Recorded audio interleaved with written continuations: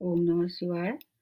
आप सभी व्यूअर्स का आभार प्रकट करते हुए मैं अब जो अगली राशि बनती है उसका हिंदू का संवत जो नववर्ष शुरू हुआ है 2076 उसकी थोड़ी संक्षिप्त में जानकारी देना चाह रही हूँ कि कैसा जाने वाला है। वो राशि बनती है धनु राशि। और धनु राशि के बारे में बताने के पहले मैं थोड़ा-सा इस संवत के बारे में जो हिंदू नववर्ष शुरू हुआ है उसके बारे में थोड़ा संक्षिप्त में बताती हूँ। वैसे तो मैं हर वीडियो में बता रही हूँ तो इसलिए आपको मतलब सुविधा रही है मेरी बात को समझने में। ये वर्ष अभी 6 अप्रैल 2019 से शुरू हुआ है और ये 22 अप्रैल 2020 तक रहने वाला है। और इसको परिधावी के नाम से जाना जाता है, दूसरा नाम इसको ऐसे कह सकते हैं। और इसके साथ-साथ इस वर्ष अभी जो चल रहा है वो अभी तक कलयुग में ही हैं हम और अभी तक 5120 वर्ष पूरे कर चुके हैं कलयुग के। तो परिधावी संवत के लिए ऐसा कहा जाता है कि जब-जब ये आया है इसमें मतलब साइकिल में जब तक इस समय ऐसी परिस्थितियाँ उत्पन्न हुई कि उसमें शुभता कम और परेशानियाँ ज़्यादा आई हैं हर एक जातक के लिए। बस कुछ बातें ऐसी हैं जो अपनी स्वयं की जो नेटल चार्ट पे निर्भर करती हैं, उनको भी देखना अत्यंत आवश्यक है। क्योंकि इस वर्ष क्या है कि जो राजा हैं वो शनि हैं और जो मंत्री हैं वो सूर्य हैं और दोनों एक-दूसरे के विपरीत हैं। एक नॉर्थ पोल तो दूसरा साउथ पोल ऐसे मान के चलो। तो इस तरह से विषम परिस्थितियों का निर्माण होना है इस वर्ष। कहीं वर्षा ज़्यादा होनी है तो कहीं बाढ़ें कहीं सूखा पड़ने वाली स्थिति।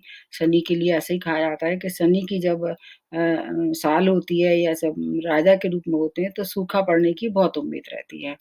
जबकि चंद्रमा को और मंगल को धन-धान्य जो कृषि विभाग है वो मतलब मिला हुआ है, उनकी देख-रेख में ये होने वाला है और मंगल को आर्थिक मतलब जो फाइनेंशियल डिपार्टमेंट है वो मंगल को मिला है और जीवन में जो रास्ता है वो गुरु देख रहे हैं इस वर्ष।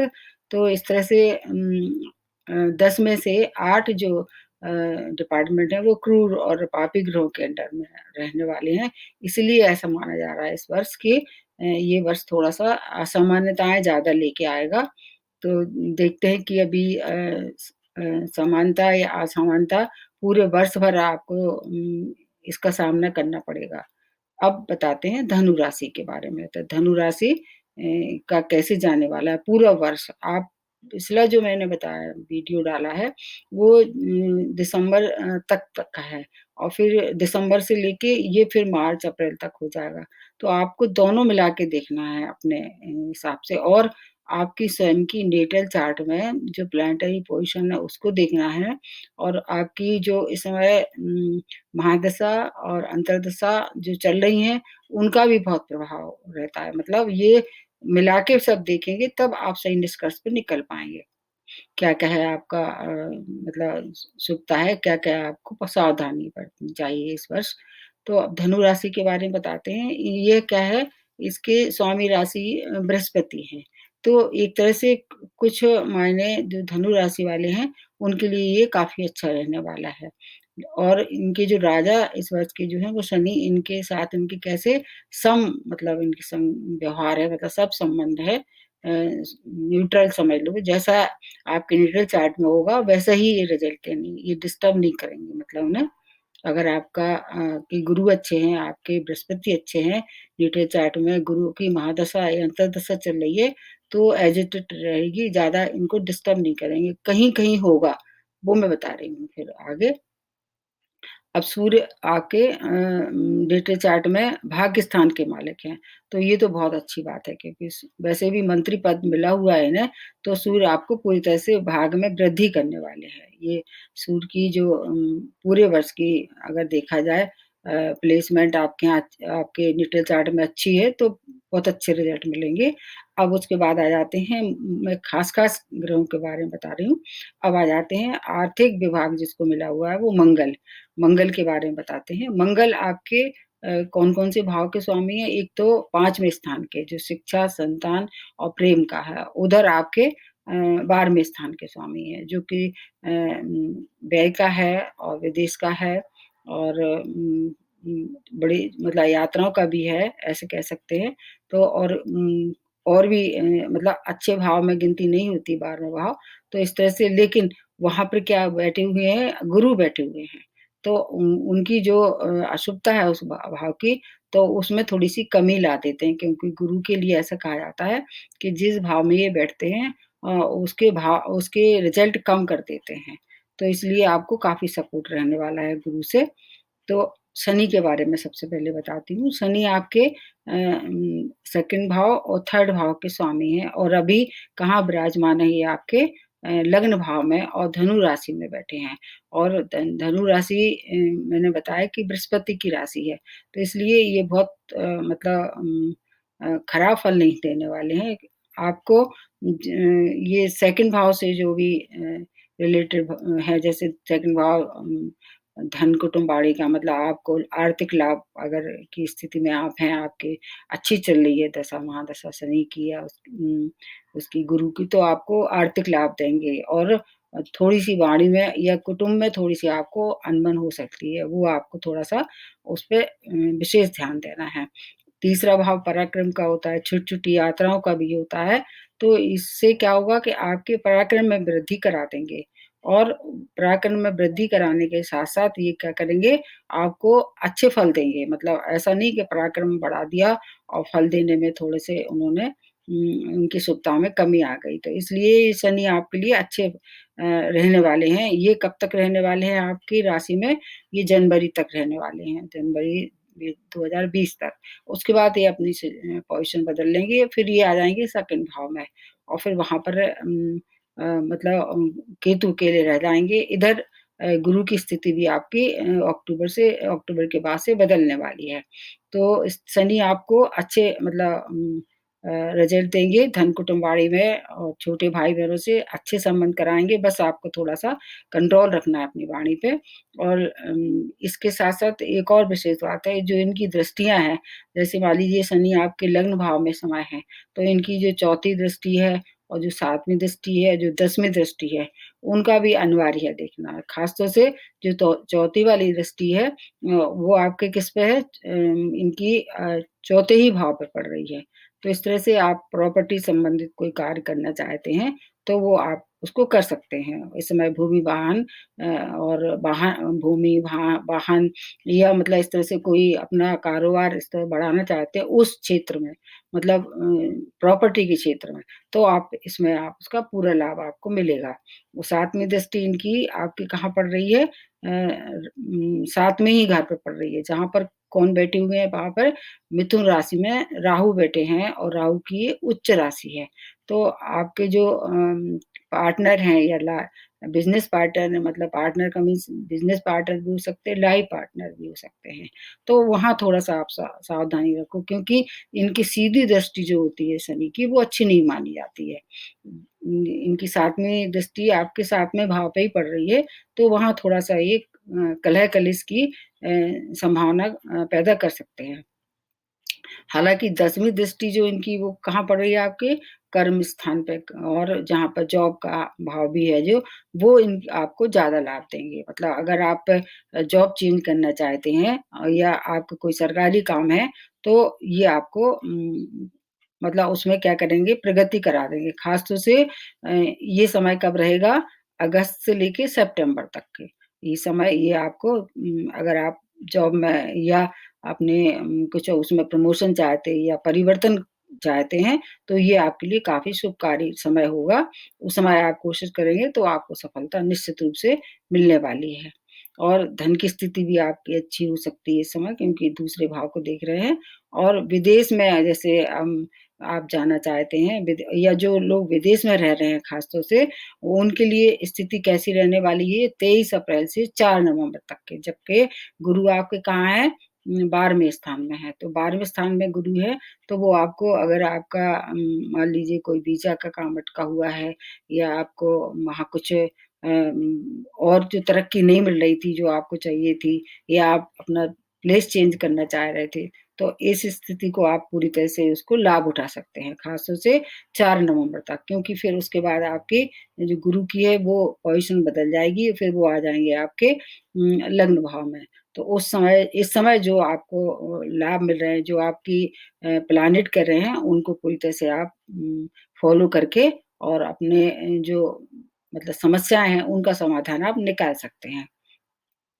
अब उसके बाद आ जाते हैं सूर्य, जैसे मैंने सूर्य को बताया कि सूर्य आपके भाग्य स्थान के मालिक हैं और फिर वो क्या करने वाले हैं, 7वीं दृष्टि से कहाँ देख रहे हैं अपने उसको मतलब 7वीं दृष्टि इनकी पड़ रही है पराक्रम भाव पे, तो वो क्या कर रहे हैं इस समय कि पराक्रम द्वारा आपके भाग में वृद्धि करेंगे और जो सरकारी काम जो आपके अटके हुए थे, भाग्य से आपको वो क्या करेंगे कि उस बुलंदियों तक पहुँचा देंगे जहाँ आपने सोच रखा था कि हमें मतलब गवर्नमेंट जॉब चाहिए या गवर्नमेंट में आपका पैसा फँसा हुआ है, कोई फंड वगैरह है या जो कुछ और फंडिंग वगैरह है वो आपको मिलने वाली थी वहाँ से गवर्नमेंट से, तो ये आपको पूरी तरह से क्योंकि आपके लाभ भाव में इस समय शनि है तो इसलिए आपको पैसे से भी लाभ ये कराने वाले हैं। अब इसके बाद आ जाते हैं मंगल पे। तो मंगल आपके मैंने बताया कि 5वें स्थान के और 12वें स्थान के मतलब क्योंकि ये अभी गुरु आपकी ही राशि में है और वो भी 12वें स्थान पे है। तो ये आपकी शिक्षा और आपकी संतान और प्रेम इन सब के लिए ये मतलब कुछ मायने में अच्छा रहेगा। शिक्षा के मामले में तो काफ़ी अच्छा रहने वाला है। अगर जो विद्यार्थी बाहर जाना चाहते हैं, विदेश जाना चाहते हैं, तो इस समय वो अप्लाई कर सकते हैं और उनको मिलेगा, उसमें सफलता मिलेगी। तो 5वाँ स्थान लेकिन प्रेम के लिए बहुत अच्छा नहीं है, प्रेम के में थोड़ा-सा आपको बच के रहना होगा, असफलता की सामना करना पड़ सकता है। तो पारिवारिक सदस्यों के से भी आपका थोड़ा-सा मनमुटाव हो सकता है, इसलिए आप यहाँ थोड़ा-सा बच के रहें। लेकिन एक बात ये है कि इन जो गुरु की जो दृष्टियाँ हैं, उनका आप पूरी तरह से लाभ उठा सकते हैं। तो जैसे मैंने बताया कि गुरु आपके 12वें स्थान में है, तो इनकी जो 5वीं दृष्टि है वो आपके प्रॉपर्टी भाव पे, चौथे भाव पे पड़ रही है, माता के भाव पे पड़ रही है और नेटिव प्लेस पे जैसे मैंने आपको पहले ही बताया कि अगर आप चाहें तो बाहर जा सकते हैं। इस समय जो आपका चौथा भाव है वो भी एक्टिवेट हो जाएगा, उधर 12वाँ भाव भी एक्टिवेट हो जाएगा। तो आपको ये पूरी तरह से उसमें मतलब अग्रसर करने वाले हैं अगर आप आगे विदेश में जाना चाहें या देश में भी अगर आप उच्च शिक्षा के लिए जाना चाहें तो क्योंकि गुरु क्या है उच्च शिक्षा के भी कारक माने जाते हैं। तो इनकी चौथी दृष्टि आपके इसकी इनकी 5वीं दृष्टि चौथे भाव पे पड़ रही है और उसके बाद 7वीं दृष्टि इनकी कहाँ पड़ रही है आपके रोग पे, ऋण पे और शत्रुओं पे। तो शत्रुओं को भी विजय दिलाने वाले हैं, शत्रुओं पर भी विजय दिलाएँगे ये, इनकी दृष्टियाँ काफ़ी अच्छी होती हैं और रोग अगर कोई रोग से ग्रसित हैं आप तो थोड़ा-सा उसमें रिलीफ़ होगा। हालाँकि गुरु को मतलब पेट की बीमारियों का अ, वो उत्तरदायित्व मिला हुआ है। अगर कोई पेट से रिलेटेड आपको प्रॉब्लम है, तो हो सकता है कि उसमें आपको ज़्यादा फ़ायदा ना हो क्योंकि गुरु को पेट की बीमारियों के लिए रोगजन्य माना जाता है और दुश्मनों पे तो ये मतलब आपको विजय दिलाने वाले हैं और फिर इनकी जो 9वीं दृष्टि है, वो आपके कहाँ पड़ रही है? 7वें भाव पे।